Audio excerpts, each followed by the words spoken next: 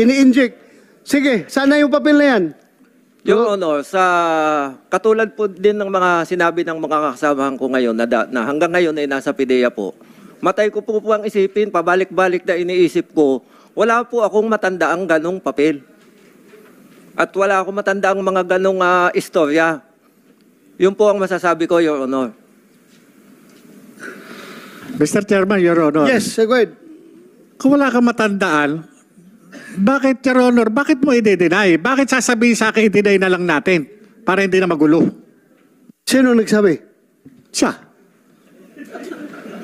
Oh, sinabi mo na i-deny na lang na. Oh. Ano ba ito? Wala po akong matandaang sinabi kung ganon, Your Honor. Under oath ka? Under oath ka? Yes, Kayong Your dalawa, Honor. under oath. Ha? Pwede kayo magsama sa kulungan doon sa baba. Kung hindi Wala po tayo akong matandaan, Your Honor. magkaintindihan dito.